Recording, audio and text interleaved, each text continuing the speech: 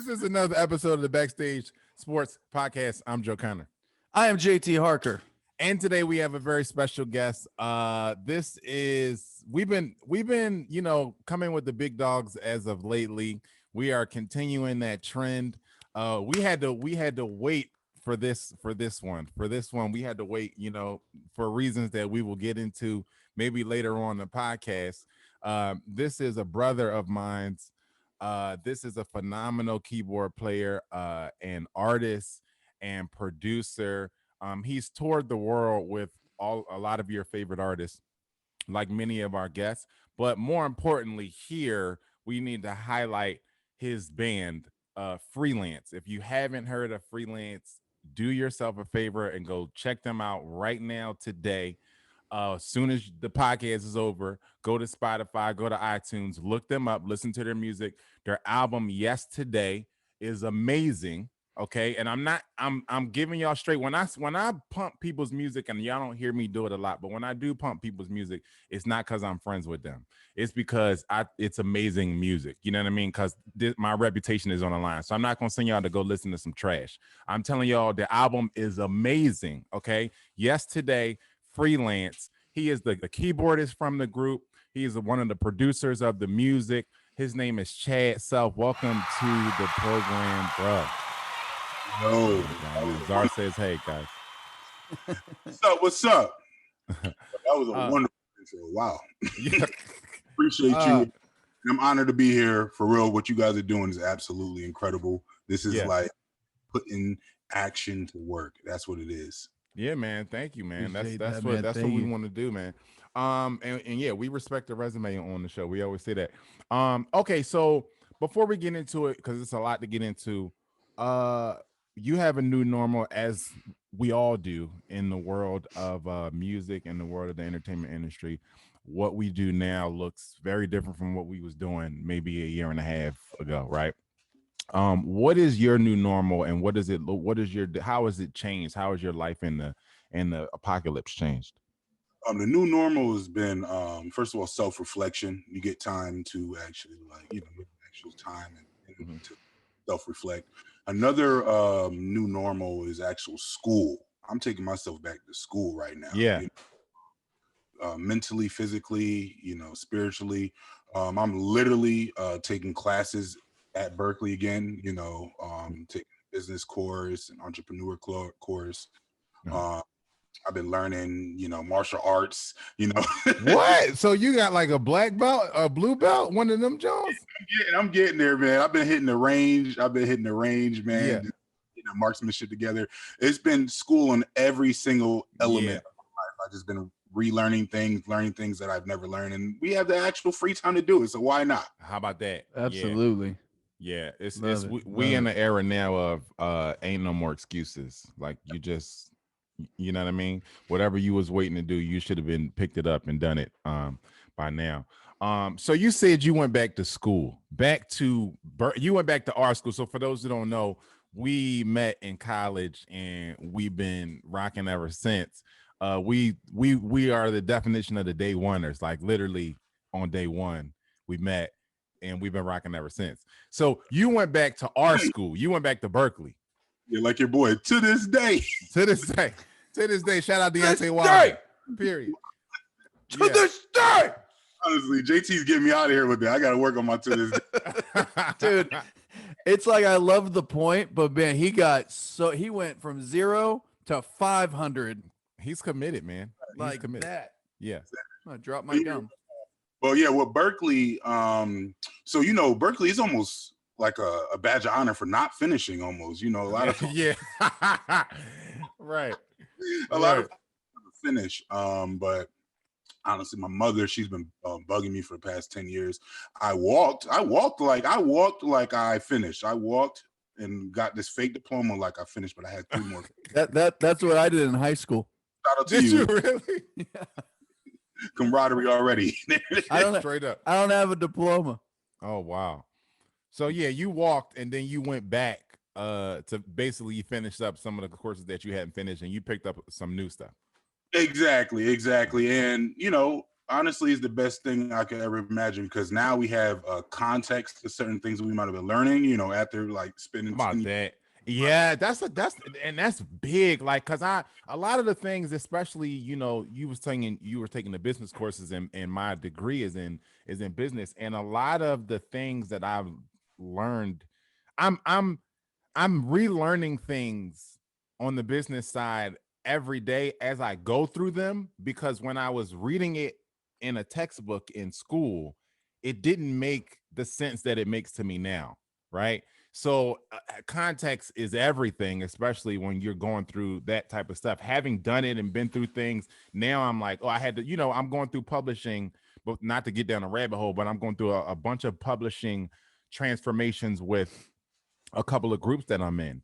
And I'm like, I had a whole 5-6 courses on publishing in school, but now being in it, it's like I have to reteach myself all of these things because not only are we in a different place as an industry, but I'm in a different place mentally and in a different place.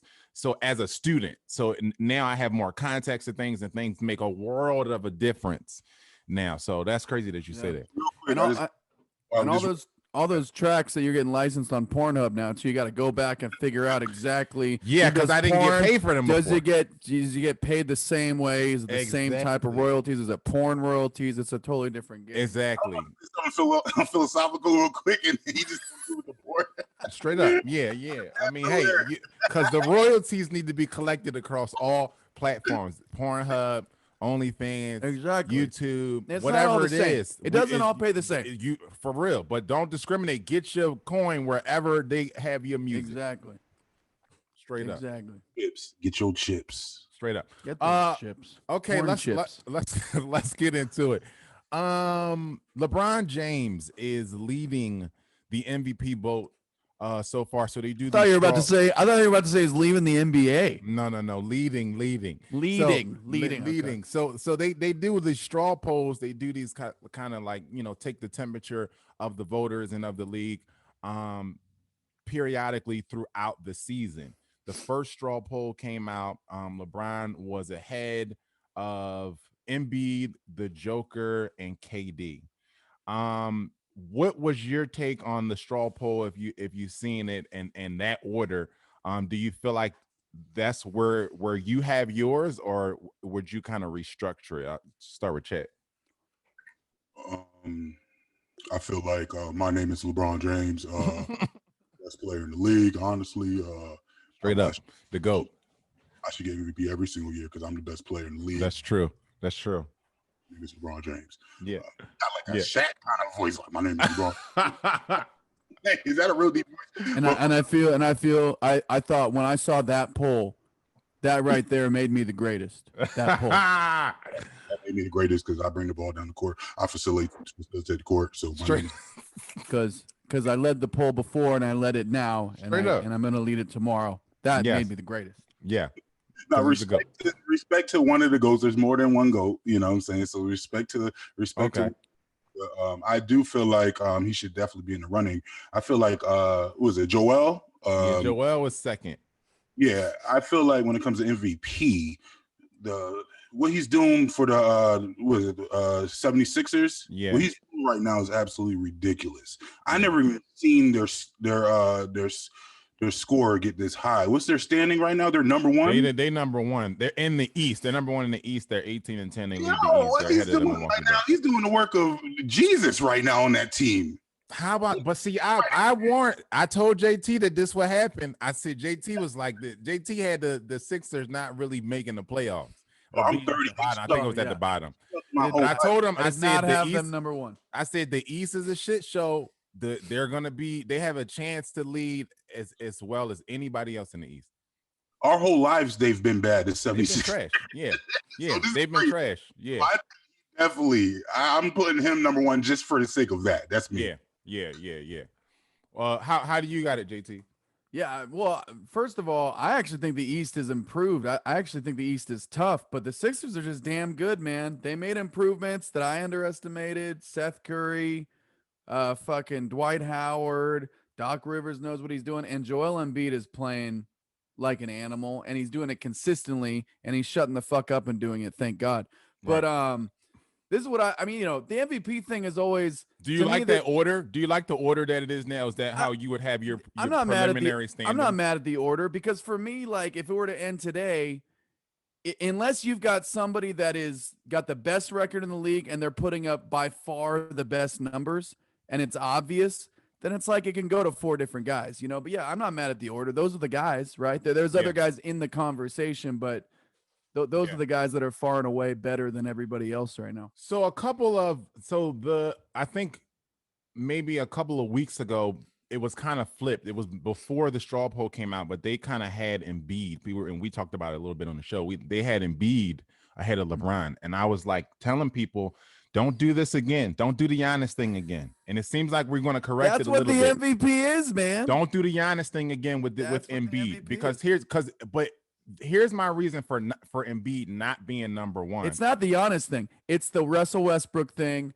the Charles Barkley thing, the Karl Malone thing, the Steph Curry thing. It's the Steve Nash thing. But my reason, right? You're right. And I'm saying I was saying the same thing about and Embiid is just the recent case. I mean, Giannis is just the recent case where they did it again last year, where LeBron should have gotten it last year. They gave it to Giannis, and my reasons for Embiid not getting it this year over LeBron so far, is for the same reasons, right? We're talking about the Eastern Conference. First of all, he plays in a lesser conference, right? And I'm. You know me, I'm the king of keep that same energy. When LeBron was there and everybody, the East was the weak, East was the trash, Now, Embiid plays in a conference where there are 3 teams, count it, 3 teams that are over 500. That's the top 3 seeds. It's Philly, it's Milwaukee, it's Brooklyn. No other team in the Eastern Conference, no other team in the playoffs structure, in the 1 through 8 playoff race is over 500. That's the conference that he plays in, right? So we need to take that into account. He's the first, they're the number 1 seed in the shit show. I've been calling it a shit show all year. This is why, because the New York Knicks are the 6th seed. You understand what I'm saying? So this is the conference that he plays in. And I said it about the Eastern Conference last year. Giannis got in, then he got knocked out by the 5th seed. You know what I'm saying? So that was the first thing. The other thing is that he's missed 6 games already, and he's on pace.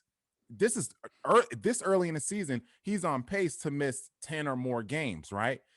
What's the precedent for that? That hasn't happened where an MVP that's missed at least 10 games has won an MVP since I think Allen Iverson, right? So that's the other thing. Like, so we can't give it to a guy who is not even neck and neck with the lead, with the guy who's kind of running away with it or in the lead, when he's not even playing. He's not even the best ability is what? Availability, right? Embiid is not known for his availability, right? So we'll see if he can stay healthy and stay in games, but I have an issue with that. That was my issue with Zion and the rookie of the year thing, where people wanted him to win it over John Morant, but he played half the games that John Morant played. You know what I mean? So that's the other thing why I'm not really for Embiid being in the lead. So I'm cool with the standings as they are. Of course you are. Well, go ahead. Yeah, I mean it's a regular season award, and I mean I get the missed games thing, but I mean if you missed, I can't remember how many games they're playing this year, but if you missed 10 72. games, generally speaking, if you miss 10 games, that's not that big of a deal. There's a little less games this year, so it's a bigger deal. But if you've got the numbers and your team ends up number 1 in their conference, that's a fair MVP. Well, you got to take in context the Eastern Conference, right? Because everybody was doing it when LeBron was there. Everybody needs to do it to Giannis and Embiid and all the other people who's running through the conference where the New York Knicks is in the middle of the pack. You know what I mean? Yeah, it's not. No, don't disrespect the Knicks. They're a decent basketball team. They're a good team. Basketball team. Who? The Knicks is different this year. No, they're a decent basketball team. The Knicks who just got why? Because they got Derrick Rose. Y'all think it's 2003 all over again? Dude, no. Julius Randle's playing like a out of his mind. He had 44. Yeah, he did. But like we said, when you playing on trash teams, you balling out does not impress me. You know what I mean? They're not a bad team. And the Hornets, who everybody laughed at me for picking to make the playoffs, they're not bad. Dude, have you seen this guy? Real talk though, have you seen this guy Miles Bridges? Yeah, he's legit. He might be I the best, like Miles. the best in-game dunker there is right now. This dude's nasty. Yeah, I like Miles a lot. Not even talk about LaMelo because that boy is Very nice. Yeah, LaMelo is. I'm LaMelo had me nervous there in the beginning of the year because I was pulling for him and he didn't have a hot start, but he's turning it around. It's not even close. He looks like an all-star already. Say it again, Chad. Rookie of the year, potential rookie of the year. Yeah, I mean, I hope he wins it. I'm pulling for. I would like to see him because I think he has a lot of potential. There's nobody better. The other thing that people have been talking about is Steph Curry, and they've been talking about Steph Curry being in the MVP race. Do you think Steph Curry should be in the MVP race? So I'm a Steph Curry fan, about as big as there is, a big Warriors fan. No, he's got the numbers. If his team was in at the top 3 or 4 seeds, that's where, I mean, with those numbers, they're historic numbers, first of all. So I'm going to give him props on that. He's going to be maybe again, second time part of the 50-40-90 club, which there's only 8 members of that club. And only 2 guys, Steve Nash and Larry Bird, have done it twice, more than once. Mm-hmm. So he has a chance to do it for the second time, which is incredible. And it's, it's amazing, but those are MVP type numbers. If your team is number 1, 2, 3 on the top of your conference, if it's not, then it's not. He still might be as valuable to his team, and he's as valuable to that team as anyone else is to their team. For sure. But you don't win MVP awards with that season. Yeah, for sure. What do you think, Jay? Would you have him in it? No, I just completely agree, and especially from the work that the Golden State Warriors already done, this is his time to show that we still got that work, even though we don't have the squad. This is his time. So his record need to show that they still got that work. And right now, they're not doing it right now with the record. They're good, but they're a good basketball team. So still got that work.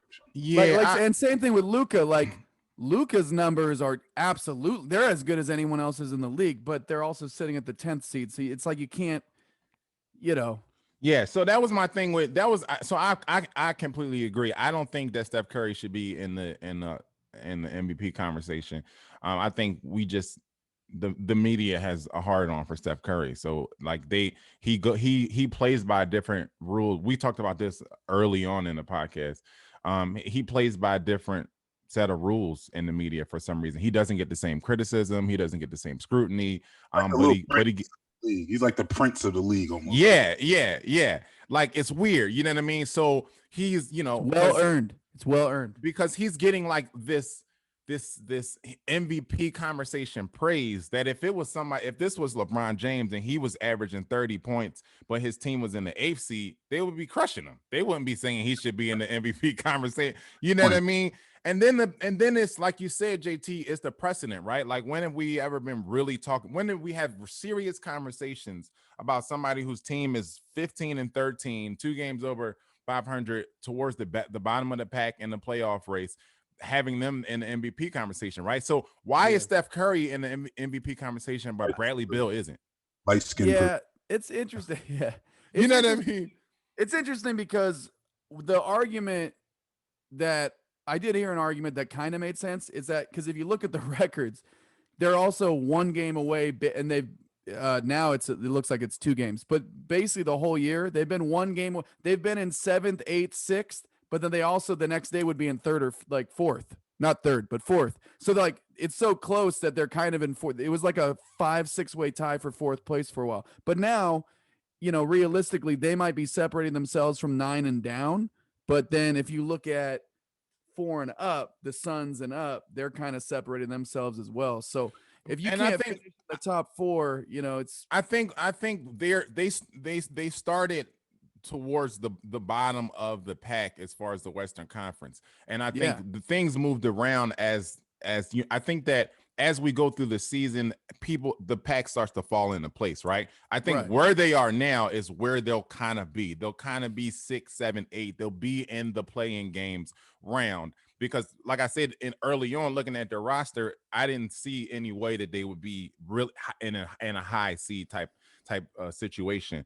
But like you said, like my thing is like if we're talking about Steph Curry being in an MVP conversation, you know, because of what he's doing individually, which is merited, we got to talk about Bradley Beal then, right? Like Bradley Beal is only leading the league in scoring. You know what I'm saying? His numbers and Steph Curry's numbers, it ain't really that different. He's averaging a couple more points, more rebounds, and a few less assists. They're both around 35 and 5 or somewhere like that, right? But so if we're talking about Steph Curry, why are we not talking about Bradley Beal? You know what I mean? Well, yeah. But I mean, they're just not a good team.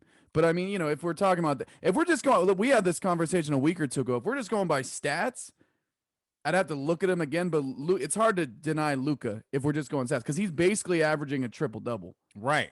And you know what I mean. And they're not a bad team, and they'll probably end up in the top 8 or 9. But I mean, they're in there with the Warriors though. That's why that's what I'm saying. He's not in the conversation, even though they're in the same little realm. Because, you know, the media is Steph Curry is the media's darling. So, you know, Luka doesn't get the same support. Bradley Beal doesn't get the same. Nobody else gets the same support. Well, but Bradley Beal's in second to last place. The Mavericks were also in second to last place, by the way. So they're still crawling back up. But I feel like he has dinner with the commissioner though. Like it seems Steph. Yeah, he's almost like the Tom Brady of the league, like of the NBA. Yes, That's a good comparison. Yeah. That's a good comparison. So it's Tom Brady the GOAT. Hold on, I don't know about that. We gotta since we got a Heat fan on the podcast today, so we need to talk about it. Let's just get straight into it. What happened to the Heat? I feel attacked. Now, I don't know why. I'm just asking. What we need to because this is a serious question because I think, and JT, correct me if I'm wrong, but I think JT as well had higher projections. I think JT had higher projections for the Heat this year than I did at the beginning of the season. Yeah. And it hasn't been. If the playoffs started today, they wouldn't be in, or they would be in the playoff game. Because they're in that 8, 9, 10 area. But I think a lot of people had them way up towards the top of the pack in there with the Sixers and the Bucks and the Brooklyn, thinking that they were going to make a significant turn I would think doing what they did in the bubble, and it hasn't happened. So I would think most people had them for real. Like what happened? If you look at the standings above the Pacers, I think everybody would have had them above the Pacers. Oh yeah, for sure. And then it's the top 4 or 5 in the East. You know. Yeah. Well, yeah. I mean, I will say I'm flattered you guys brought up the Heat because the Heat were the underdogs last year. Nobody was talking about. Guess what? We snuck our way to the finals against Big Bad. My name is LeBron James, and AD out here. Shout out to both of them. You know. Yeah. So thank you for bringing us up because we're usually the underdogs. You know, this year has been a little funny because, all right, there's a couple things that's wrong with the Heat right now. First thing is the COVID protocols was crazy. They had Jimmy Butler out for like 3 weeks for no reason. I was like, what is if he had COVID, everybody is dealing with the COVID protocols though. Everybody. But our whole team, our whole roster was gone. Like it was just like that Heat was one of those teams. They had some games I looked at because I like to keep up on Tyler Hero. They had some games where they had 6 guys, and some other teams did too, but not many. Like they were missing Bam, Jimmy, Dragic. Yeah. They like some games where it was like, who the hell do they have? You know what I mean? But thank you, JT. Thank you. And you know, kudos to the Heat. They started off very rough because they started off near the bottom 2 or 3. I think they're going to be fine now. They look good right now. I think they're going to. I'm still concerned. They played the Clippers last night. They lost to the Clippers. That's rough. They didn't that's have rough. The Clippers were missing everybody. They were missing everybody. Clippers were missing their mascot, their logo, everything. the logo. They was missing the logo.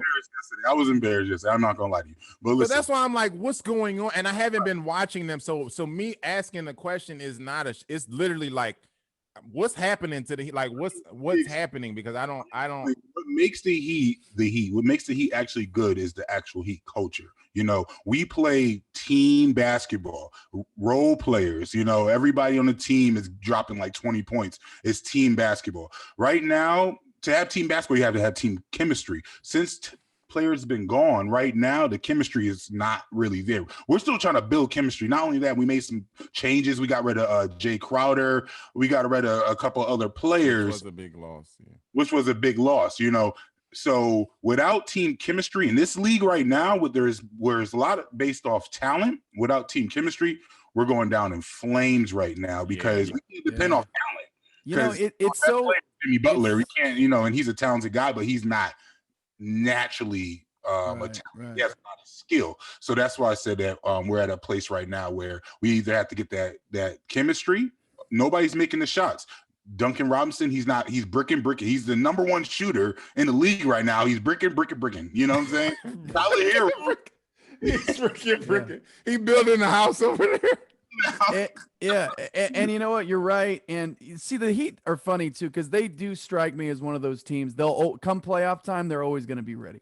They'll just be ready to. But that's if they make the playoffs this year. You know what I mean? For sure. But then the problem is if you end up low seeded, you've got to take on the 76ers, the Bucks, who they'll probably beat. Right. And or the Nets or the Celtics or the I mean, there's tough teams up top you got to play if you don't finish in the middle of the pack at least. But the interesting thing with the Heat, and I say this about a lot of teams, like, you know, and a great example, Joe, you and I talked during the bubble about a guy that wasn't getting talked about that I didn't even know anything about until the bubble. Jeremy Grant for the Nuggets. Oh, yeah, he's balling. And all the talk was that, he's going to go get his first big contract with somebody. And he did. He went to Detroit. He's playing like a fucking all-star. Yeah. So that move where everyone was like, the Nuggets are going to take the next step forward. No, they're not, because there's a guy that was their fourth option that we looked at as their third or fourth option that's actually an all-star that accepted a role. You lose a guy like that or Crowder, those little things that don't seem like a big deal are a very big deal. It's happening to the Lakers. It's happening to the Lakers with McGee and Howard. Now we're vulnerable at the at the front court position, especially with AD. We'll talk about that, but yeah. Joe, you bring up a good point about because the Heat have a loyal culture, even with Pat Riley. So we're keeping a lot of players, but I wouldn't be opposed to a little trade situation. I know that Andre Drummond is in the works, and I know that. If we can make a little trade situation, our big game is terrible. We don't have no center. We're using That's true. We don't have no center. Yeah. Drummond would be a nice move. You get help on the boards, veteran guy, right? Yeah. You know what else is interesting? I'd like to get your take on this too, Chad. The beginning of the season, and Tyler Hero surprised us all in the bubble, right? Yeah. But I was like, man, when I was watching him, not just his scoring, but his handle and his passing were incredible. So I was like, man, in the future, a few years down the line, I could see them really utilizing him like almost like how they use James Harden in Houston, where the offense really runs through him, right? Yeah. So they come out at the beginning of the season, they were playing him at point guard. They were already trying to do it. So it's almost, and I almost feel like they're trying too soon because he's only 19, 20 years old, right? Yeah. And I mean, he's got some stuff to learn. We know he can score, but once you start asking him to do all the other things right now in his career, it might be too soon. And his stats weren't good. I was like, what's going on with Tyler Hero? And I was like, they're playing him a point guard, right. which I like, just not right now. And now that they're not doing that as much, he's starting to score 27, 25, 30. You know what I mean? So I think they're going to be okay, but they might have to make some moves if they're going to compete in the playoffs. I agree. Yeah. JT, you brought it up a little bit, talking about, those kind of role player guys and them being missing and them having an impact. And I talked about the Lakers. It's happening now to the Lakers where they're vulnerable in the front court. Speaking of that, Anthony Davis suffered another injury. They're calling it a right calf strain with a re-aggravation of the right Achilles tendinosis. He's going to be out for at least 3 weeks and then reevaluated again. A couple impacts that could have. One, on the standings and where the Lakers are. I also think, going back to the MVP thing, that it can have an impact on the MVP race, right? So I think it can go in two directions. And you tell me if you agree or disagree with this. I think that if him being out is going to allow LeBron James to have to take on more of the load, so he can essentially run away with MVP and leave everybody in the dust because of the fact that he has to carry the load, and the ball will be innocent. He'll be taking more shots. He doesn't have AD to get to pass and get AD established and all that other stuff. So you have that aspect of it where it could potentially help LeBron's MVP case. But then you have the other aspect of it of it can hurt his MVP case if they are not, because they're so thin and they don't have AD, they're losing more games than they normally would, which could take them down in the standings, and losing never helps your MVP case, like we were just talking about. So it could also hurt if the Lakers don't really make it through this little rough patch without AD. It could, and they start going south, it can make his MVP case go south. So I'm kind of concerned and nervous to see how it's going to play out. What do you think about that? I agree that if they stumble a little bit in the stand, if he keeps them at the same spot and his numbers go up, and he's clearly he's going to have to. I think if he keeps them afloat, then it'll be all right. Yeah, exactly. I think then it's like, oh shoot, now he's doing without AD. That's a great story, and that's what they like for MVP. But man, that's not good, because you don't want that much load on LeBron right now. Going to the playoffs, he's only getting older. And then what is AD like when he comes back? Does he restrain it when he comes back? That's not good, because they're not loaded enough. They're not. They're not super thin. Enough. And you're talking about the role player guys. Like every night I watch them, I miss, and I never thought I'd say this, but I miss JaVale McGee and I miss Dwight Howard for real, because you watch Marc Gasol go out there and get 10 fouls in 2 seconds, and then it's just Trez by himself running all over the front court, helping out, help defense, picking up fouls that really aren't his fouls to pick up, because he's helping somebody else. Who's Trez has been doing a great job getting whatever he wants in the post offensively, and then kind of playing great help defense, getting some block shots. He's been super scrappy, but he's by himself, and he's also small. He's not a real big. So the Lakers need to do something in the trade deadline, especially with AD not being there.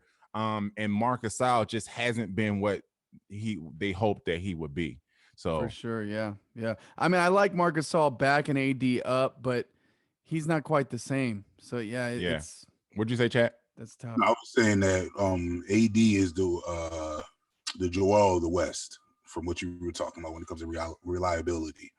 Yeah. He's and it's funny because they were talking about him kind of wanting to. He got out there and played, and they thought that he kind of shouldn't have been playing because he missed a couple games. They thought he shouldn't have played in the last game.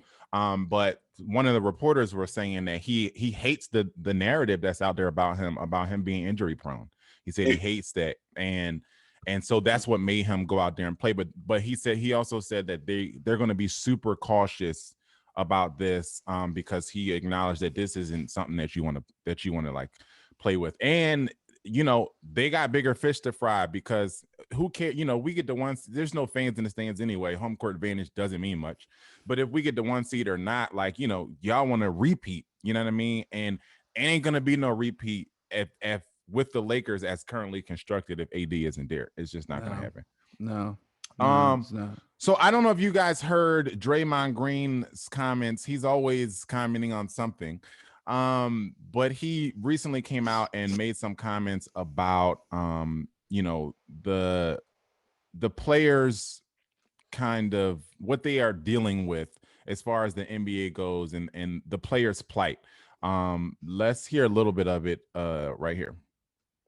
To watch Andre Drummond before the game sit on the sideline, then go to the back, and then come out in street clothes because a team is going to trade him is bull. Because when James Harden asked for a trade and essentially dogged it, I don't think there was no surprise or there's no one's going to fight back that James was dogging it his last days in Houston. But he was castrated for wanting to go to a different team, and everybody destroyed that man. And yet a team can come out and say, oh, we want to trade a guy, and then that guy is to go sit. And if he doesn't stay professional, then he's a cancer, and he's not good in someone's locker room, and he's the issue. And we've seen situations of Harrison Barnes getting pulled off the bench.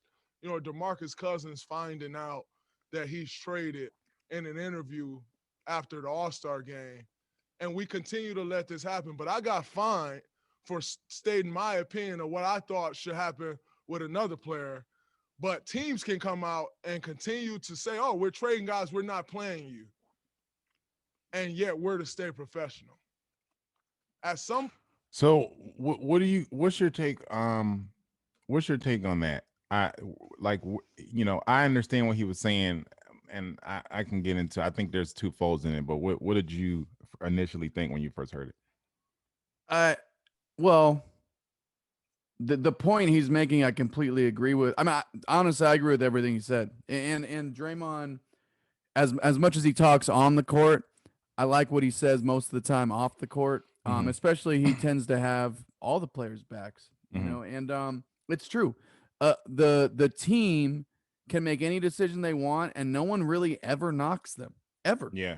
Yeah. I mean, I can't think of a team really ever getting knocked for deciding they're going to trade somebody or not trade somebody, and the team gets ripped for it. Yeah. I mean, when does that ever happen? Yeah. Right? I mean, Yeah. there might be talks about it and what's going on, but it's a business decision, right? Well, if an employee wants to leave, which they have every right to do, but not only are you not going to let them leave, but then you're going to paint them to be a certain way, and now they're a cancer, and now they're this, and now they're that, and they're selfish, and it's there's something wrong with it, and it's the typical thing, right? It's the employee against $1 billion corporation, right? Or millionaires, right? Yeah. And they control the media, and they kind of control the narrative, and not as much now because players have social media and they have a fan base, and they can say things back. But then if you do too much, then other teams start looking at you with Like that you're narrative the issue. too. Yeah. So I agree with what he said, man. Because What'd you think, Chad? I agree with what he said too. I think there's definitely a double standard in the way that players are approached versus the organizations, and it's also easier to point a specific bad guy versus an actual organization. There's no real face, and I think it's strategic that a lot of NBA owners kind of hide behind the scenes because they could never be the face of anything bad that happens. So you really don't know who a lot of the owners are, besides like Mark Cuban and some other people. They make these decisions behind the scenes, and also I think with the fans of certain teams, like the LeBron situation when he went to Heat, certain fans are looking at it like, okay, you're making my team worse by leaving, like we were talking about with James Harden with JT. Now they don't care about the overall political and social system. They're looking at, you're leaving my team right now, so you're the bad guy, and they're not looking at the larger picture, you know. So I think that factors play a factor. I agree with Draymond and what with both of you guys said. I think there is a caveat here, right? So I think the thing that people, the fan base, take issue with when certain players leave, like the Kevin Durant thing, was, you know, we thought that, you know, me not liking Kevin Durant wasn't that I didn't think that Kevin Durant should have had the power to leave and to go make his own decision. I just thought it was weak that he went to the most stacked team ever in the history of the universe, right? So for me, it was a taste thing, right? I thought it was distasteful to go do that, especially when the team had beat you. So I was getting into the weeds of that, right? But I think that it was well within his right to go and leave and go wherever he wanted to go. To me, that's the difference. The thing with James Harden, I thought James Harden handled his situation wrong, but I thought that it was well within his rights to want to go somewhere else and to ask for a trade.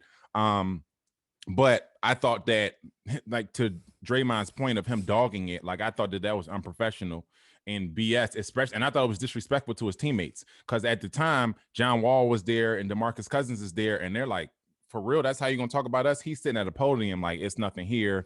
I can't win here. Da da da da da. And DeMarcus Cousins is doing interviews like, yo, I'm excited to be here, and this is weak. You know what I'm saying? So it was disrespectful to his teammates. I thought the move that James Harden made was weak for those reasons, but not him being empowered to make moves. You know what I mean? That's an interesting one because I agree. But then I heard Jeff Van Gundy and Mark Jackson talking about it the other day. And Mark asked, or the other guy, I can't remember the other guy's name, asked them both. And Jeff Van Gundy says, I disagree with all the ways he handled it, but then I also don't think that he would have gotten the end result that he wanted if he wouldn't have handled it exactly like that. These agents are telling their players like, look, I agree with that. Dude, Because I feel like Anthony Davis didn't do that. No, and Anthony Davis ended up exactly where he wanted to be with the championship. Every situation's different though. Like that was a cancerous situation all the way around. But I think he made it worse. Like I think he made it look worse, but if he didn't raise a stink in the way it was calculated. He's not a bad dude. No one's ever said James. He's he can be a come off certain ways, but no one's ever said he's disrespectful to all of his teammates. And I've never seen him do anything like that. I've seen him do other things, but like I think it was like this is what I got to do to make it very clear that I want out. I don't not want to play with John Wall, but at the end of the day, I know this isn't the situation where I want to be in, and I just think it's. Unfortunately, he had to kind of make himself look like the bad guy. And he's not the first guy that's felt like he had to do that. And then these guys go on and all of a sudden we're like, oh, this dude's not a bad dude. You know what I mean? Like I thought Jimmy Butler was an asshole for years. He is kind of an asshole. But for years I was like, is this dude like a cancer to the I mean, like he just doesn't seem like because of how he handled the Philly situation. And now everybody loves him. No, I was gonna say that you guys ever noticed that people are only upset when the players are really good because players get traded all the time. Yeah. And it's always and nobody cares. Nobody ever cares. There's always a shit show the way players get traded. Like they move their whole families to LA for a certain team, and 6 months into the season, they get traded, and it's just real disrespectful the way the organization has. Nobody ever cares. But when you are an elite player, that's when the people care. And I think that's where the standard plays a factor as well. Yeah. And no one felt bad for Brandon Ingram, and no one felt bad for Lonzo Ball. No, you're right. No one felt bad for these guys. And to your point, that's the thing that's the part where I agree with Draymond, right? Like I think the organizations do shady shit all the time. There was one story that Chris Broussard told on his radio show where he said, I can't remember the player's name, but he said the player heard rumors in the media that he was going to get traded. He said he went to management or somebody and asked them, listen, if you guys are going to trade me, I understand it's a business. It's the business that we're in, but can you just give me a heads up? Because my kid just started school. We just put a down payment on this. Like if you are going to trade me, give me a heads up. I can start to maybe move some things around, maybe not buy the house that we thought we were going to buy, maybe do whatever. And he said the executive looked him dead in his face and said, don't worry, we're not trading you. They said he was on a plane 2 nights later, right? That's fucked up. And stuff like that happens all the time. And to Draymond's point and to your point, like no one cares. No one says anything about it, right? But when LeBron James goes to Miami, they're burning jerseys in the streets. LeBron James has never asked for a trade in his life.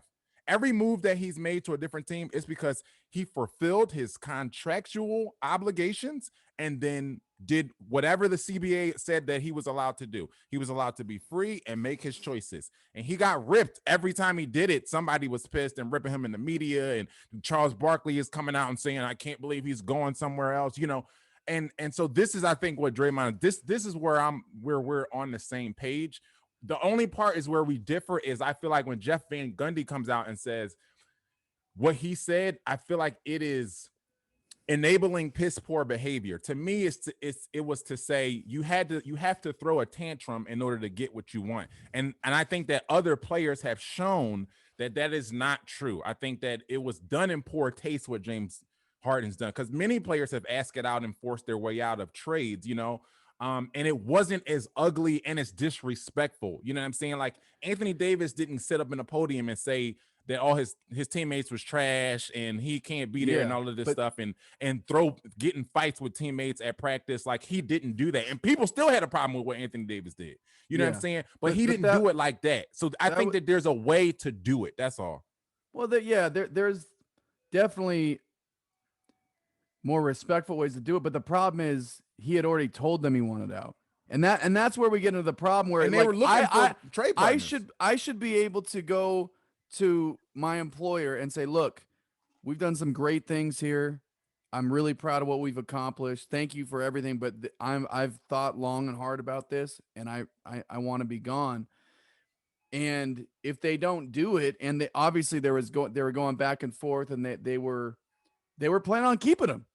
They were like, well, why would they? And everyone's talking about like, why would they trade him now? Like they've got guys that they wanted to keep him and make him happy. Well, they brought him help as they had done for years.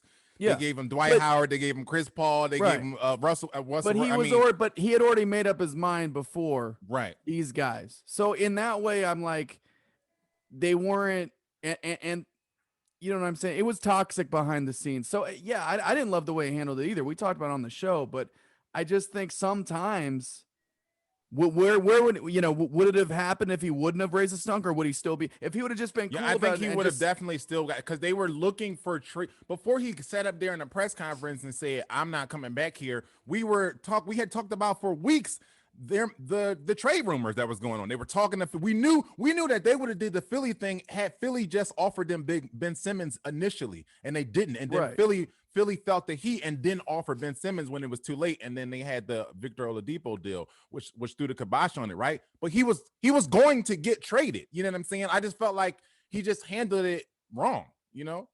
Yeah, I don't know. What'd you say, Chad? He could have. I didn't say anything. I think my overall point is that, and you guys made great points. I think that if the NBA wants to have this, NBA cares, we're politically woke, we're all this and that, then you guys need to start with your own players. Right. Playing, like, stop it. Stop it. Yeah, they need to do something about it, because players shouldn't get their names tarnished because they feel they have. Because I don't think James Harden wanted to do that stuff. I don't think he was like, man, I want to do this because I want to look like an asshole. You know, I think he was just impatient, but you know, it's still a level. I think we all on board with Draymond. I just think that there's still a level of professionalism that should go along with it. But I think everybody, I don't disagree with anything. There should be better ways, and there should be in a contract. There should be better ways to get out of your contract. Yeah. So the Tampa Bay Bucs had a championship parade, so to speak. They did it on the water. They did it with some boats. If you didn't see it, did it with sheep. They did it with goats. They did it with goats. So there's a clip that surfaced of, and we're watching it here, Tom Brady with the trophy. He's throwing the trophy from one boat to another boat, which I'm not gonna lie, was pretty cool. Okay, I thought it was pretty awesome, and I typically don't say things like that about Tom Brady. It's one of the best passes he's ever thrown. Probably so. It probably is one of the best passes he's ever thrown. I feel like I saw the video and I was instantly jealous because I live in Los Angeles, and the Lakers and the Dodgers, for that matter, both won championships that year. And there was no parade to speak of. And I'm like, we got water and boats too. Why didn't anybody think of that here? Why didn't we have? We got water, we got boats and hose. All of that, and trophies. Boats and hose. Right.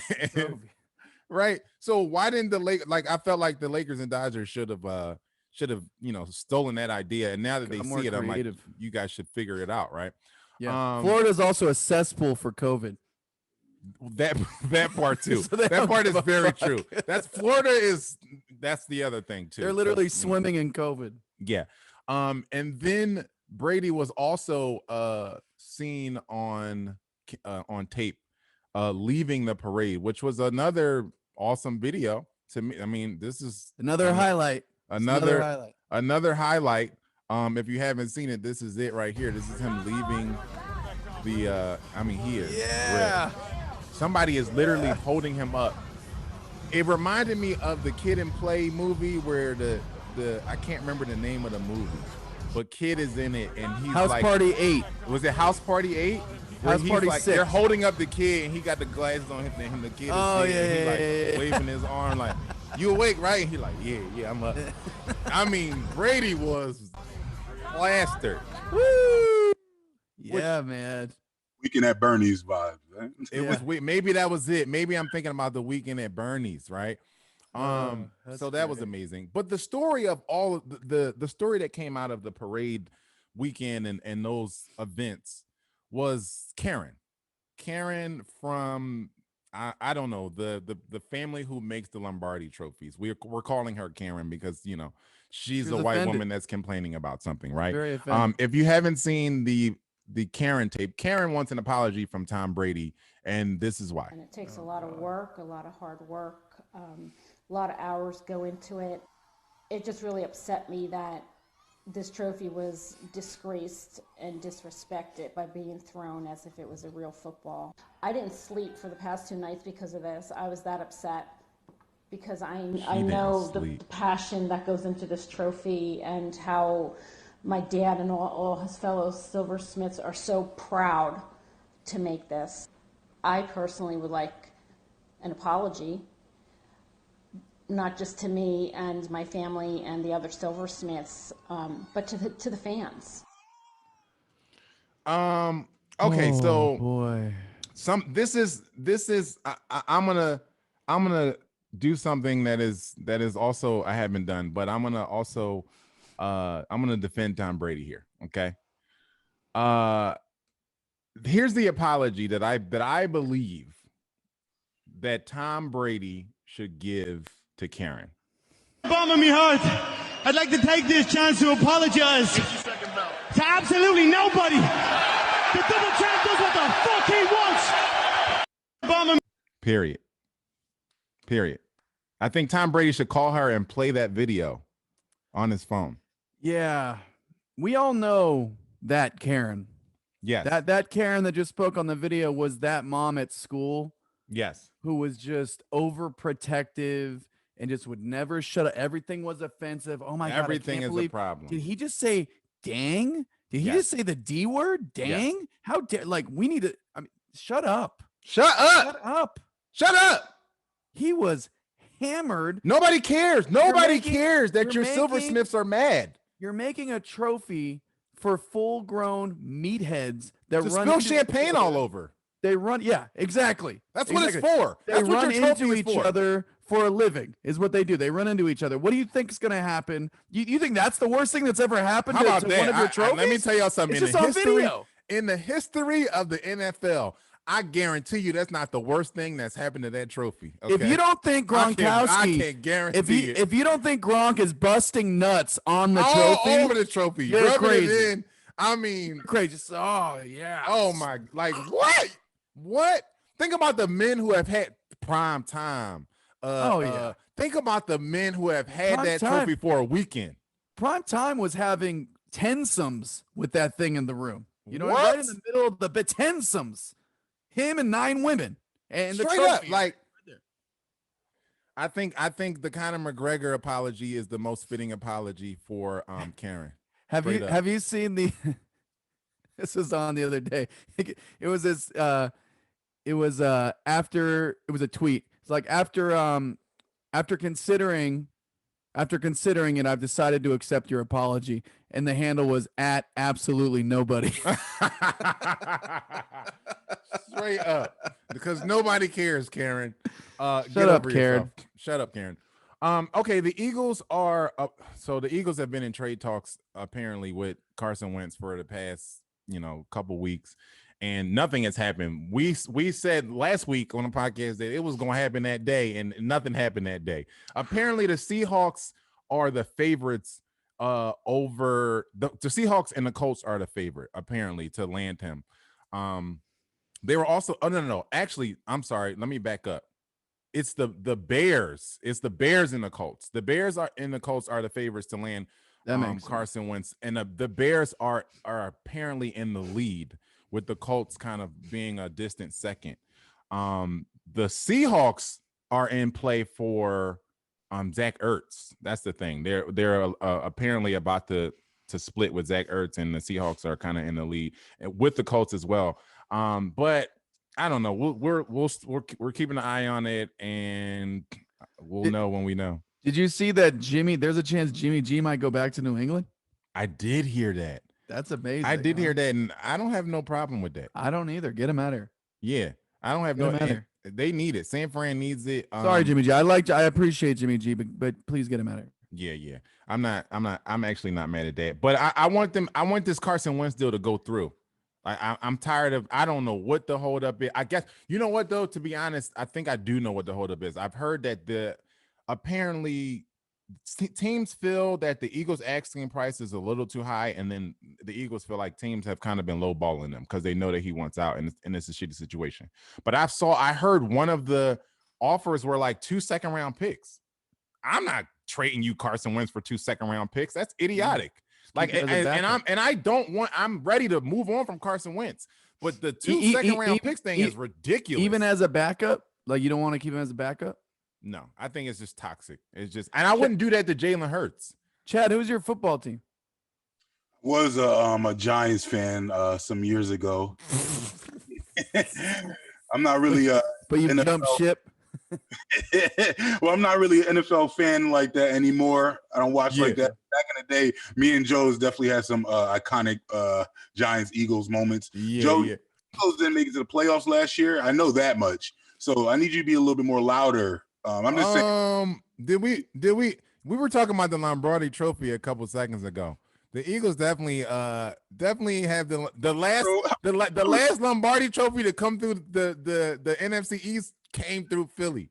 It ain't been in New York in years. It's been decades since New York has seen that trophy, and we did terrible things to that trophy. Let me tell you. Congrats for finally busting your hymen. Hey, how about this? We've had the trophy recently. Okay, the trophy done spent time in Philly. It's still there as far as 40-year-old virgin. Congrats. Whatever. I'll take it. That trophy we still got it. We still got that trophy. But I'm ready to move on from Carson Wentz. I'm hoping that we should at least get a player and a first round pick. I want a wide receiver. I want some offensive help. But I don't blame them. If the best offer that's coming in is 2 second-round picks, let his ass sit there. He can go back to Buffalo. Yeah, because you know what's going to happen. A team's going to get very desperate for a better quarterback than whoever the hell they're fielding right now. Yes. And they're going to give too much. They're going to give too much, and they're going to regret it, and they're going to look stupid. Yes. So I wait it out. I'm fine with that. Okay, let's get out of here on the rapid fire. So the Bears, we talked about the Bears, being in the running for Carson. So we'll see how that plays out. Forbes reports that LeBron is to pass billionaire status this year, which just is another reason why he's the GOAT. He's now going to be the highest earning, one of the highest earning living like active NBA players. Well, he can thank Michael Jordan for that. Well, he's surpassed Michael, so in more ways than one. He can thank him for that. Yeah. So, the other thing is, did you guys see the Rock and Roll nominees came out? Did you guys see that? Yeah. So, a little short list of the nominees: Mary J. Blige, Kate Bush, Devo, Foo Fighters, the Go-Go's, Iron Maiden, Jay-Z, Shaka Khan, Carole King, Fela Kuti, LL Cool J, New York Dolls, Rage Against the Machine, Todd Rundgren, Tina Turner, and Diane Warwick. So not everybody's gonna make it in, but that's a pretty cool list. And what'd you say, Chet? I said that's a loaded list. What'd you say, Chet? Oh yeah, it is loaded. I don't know how it took so long for Tina Turner. Yeah, because I saw that too, and I'm like, I thought Tina Turner. Oh yeah, Tina Turner in already. In yesterday. Yeah, that's weird. Like, and Diane Warwick, I thought Diane Warwick would be in. Also, what's love got to do with it anyway? I don't know. Same thing with Rage Against the Machine. I guess Rage Against the Machines. Yeah, I would have thought that they would have been in. But that's cool. So shout out to the Rock and Roll Hall of Fame nominees. JJ Watt and the Texans mutually agreed to part ways as they have released them, and apparently he wants to go to the Cleveland Browns. That's what is rumored. Like he's rumored to be leaning towards Cleveland, which is a little weird to me. Interesting. He's going to play against his brother twice a year. Yeah, well, it originally came out that his brother wanted him to come to Pittsburgh. Yeah. And I thought that the other brother was on that team too, or something like that. He is. Yeah, so that would have been. I don't know why not do that. That'd be dope. Yeah, right. You're at the end of the year, you get to play with both your brothers and go out like that. Pittsburgh too. I mean, they still got something left in the tank. Yeah, I mean, maybe depends on where Ben goes, because that's a whole nother situation. All family. What'd you say?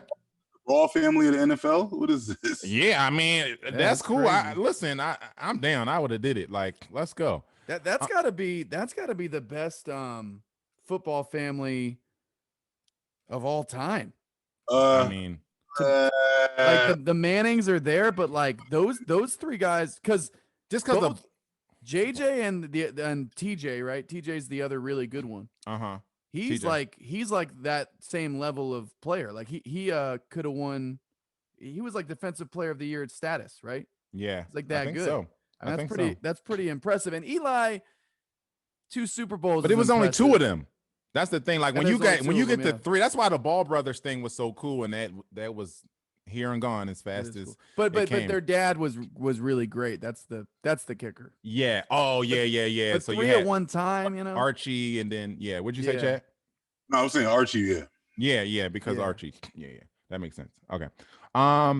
The mayor of Atlanta came out and made comments about the All-Star game coming to Atlanta. Some comments, so it kind of caught me off guard just because of what she said. So we pull up the graphic of what she said. She said, "This is." Can I say something before you read this, Joe? Yes, go ahead. This chick better have a huge ass. Why? Because her last name is Bottoms. I think she does. She kind of cute.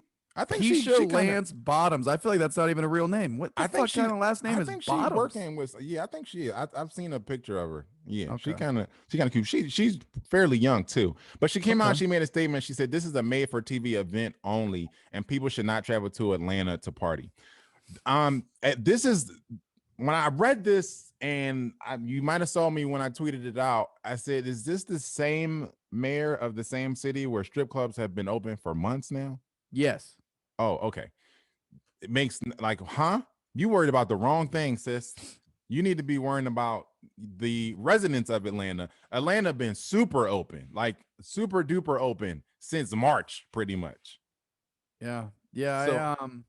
It's just another example of mayors and governors and senators and presidents and new presidents and they're all fucking idiots. But it's such a joke, Joe. I'm like, what's happening? I've never voted for the president. You know why I've never voted? Because I haven't since Obama. I like Obama's the only guy that I like as a human being. Everybody else, Trump scared the shit out of me. Then I actually thought he did a decent job as president in a lot of ways. But I don't like Trump. And then Biden comes up, who has dementia. And then the chick that's going to take over for him, Harris, scares the shit out of me. And Hillary belongs in prison. So we're not getting the options. Hillary Clinton belongs in prison. No, we can't do the lock her up thing here. No, we can't do that. Oh, she does. But I'm just saying, like, give us good options. And Newsom, our governor in the state of California, this beautiful state of California. Newsom is going to be president. Gavin Newsom, you've heard it here first. We'll see. Is going to be president. We'll see. His approval rating, no one in California is voting for. Well, that's his approval rating. That's just because because California is not Atlanta right now, where we're not open, and no one. I'm not happy. Nobody's happy about that. But and he's not happy about that, right? Like it doesn't look. Nobody. No. Government official. Happy. He's going to French restaurants with no mask and big groups of people. But no government official. No government official wants to have their state shut down. On their watch. You know, California has the GDP of a small country. It doesn't benefit him to have the economy shut down. It doesn't help him. Now he mishandled him getting caught going to restaurants was another issue. That's a long conversation. But part of the reason why they having an All-Star game in Atlanta is because Atlanta is open. So for the you know what I mean? it's gonna What- they what- gonna go you know out. what, They you going know to what, the you know strip what? club. At the after You know what? parties are already playing. Like it's You know what? happening. I was just gonna say this. I applaud. I know what she's doing. She's saying this because it looks good. She's telling you not to do it, and it's like that movie Yeah, she Christmas kind of got to Party tell you. where he's like, we're not gonna have a party. Yeah, know? yeah, He's like, no, Yeah. we're not gonna do it. right. Like I'm right. sitting right here, I can see you saying Right. you're gonna do it. Right. That's what she's doing. But We know what's going on. our whole shout out to Vernon, our boy Vernon gave a little bit of context to this, and I gotta to just sprinkle it in there.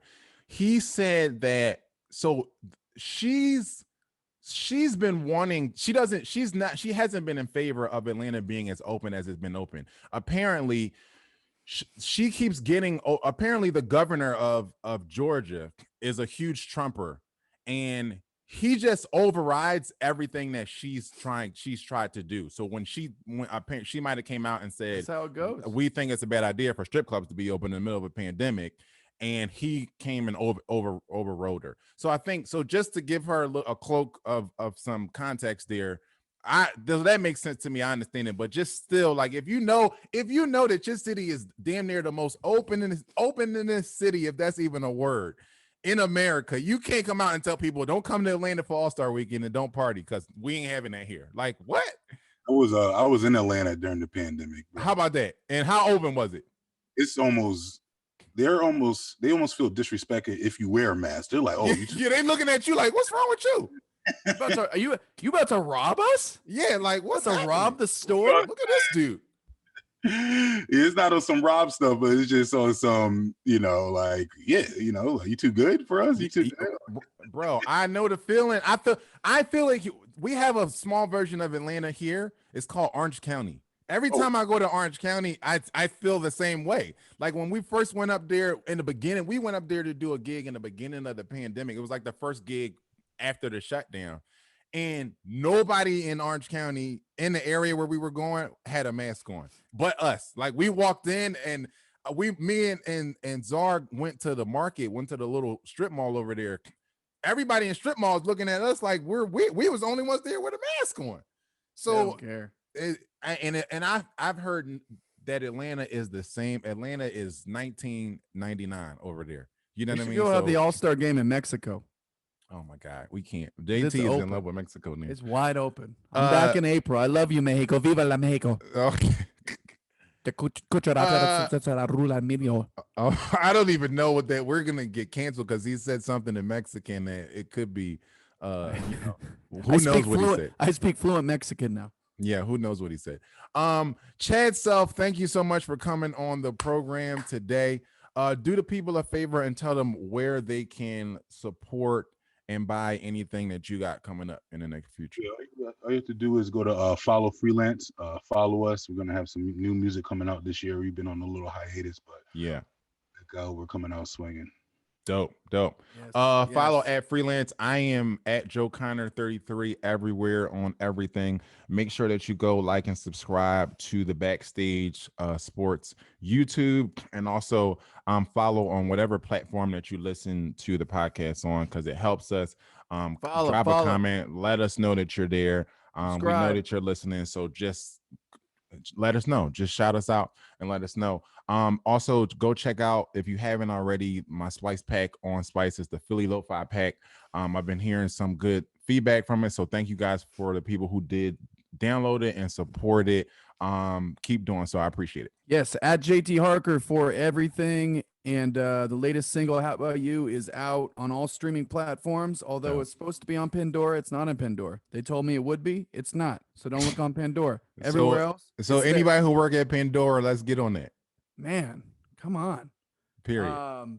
Yeah, new singles out, and we got another one coming hopefully in about 4 weeks. Okay, dope. Thank you guys for listening. This has been another episode of the Backstage Sports Podcast. Until next time, be safe and be great. Peace.